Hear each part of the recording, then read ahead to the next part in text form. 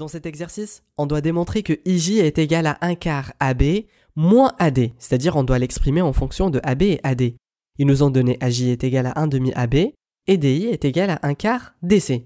Dans ce genre d'exercice, on doit utiliser deux choses. On doit utiliser la relation de Chasles et puis les données de l'exercice. C'est très facile en fait. On va voir ça ensemble. Donc, IJ est égal. Le chemin qui va me mener de I à J. On peut choisir ID plus DA plus AJ. Très bien, je vais l'écrire.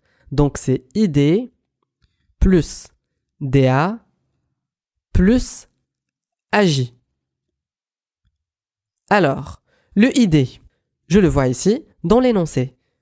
Mais j'ai ici le DI. C'est pas grave. Pourquoi? Parce que le ID et le DI, ce sont des opposés. Ce qui fait ID est égal à moins DI. Plus DA. Je ne suis pas intéressé par le DA, puisque ici je vois le AD. Donc ce qui fait je vais le rendre sous forme de AD. DA est égal à moins AD pour la simple raison que ce sont des opposés. Plus AJ, je l'ai ici explicitement. AJ c'est 1 demi AB. Très bien. Je suis un petit peu proche maintenant. Pourquoi? Parce que je vois le AB qui est apparu ici et le AD aussi.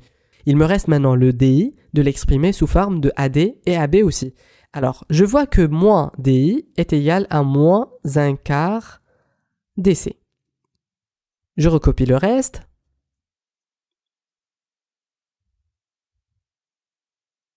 Je continue. Alors, moins 1 quart DC. On va voir maintenant le schéma. On a ici le DC qui est égal à AB, puisque ce sont des vecteurs égaux. Un petit rappel, deux vecteurs sont égaux s'ils ont la même longueur, la même direction et le même sens. Ce qui fait, on a ici moins 1 quart AB moins AD plus 1 demi AB. Très bien, maintenant c'est très facile. Je dois seulement sommer moins 1 quart avec 1 demi, puisque ce sont des coefficients de AB. Donc moins 1 quart plus 1 demi, ça donne 1 quart AB. Et puis moins AD. Et voilà, on a trouvé la réponse. Donc ce qui fait IJ est égal à 1 quart AB moins AD. Dans cet exercice, on doit démontrer que DJ est égal à moins AD plus 1 demi AB. Donc, dans ce genre d'exercice, on doit utiliser le théorème de Chasles et puis les données de l'exercice. Allons-y, c'est parti. Donc, alors, on a DJ est égal. Essayons de repérer déjà le DJ dans le schéma. On a le DJ qui est là. Donc, je peux passer par le point A, puis partir à J. Donc, ce qui fait DJ est égal à DA plus AJ. C'est ce qu'on appelle le théorème de Chasles. Alors, donc, c'est DA plus AJ.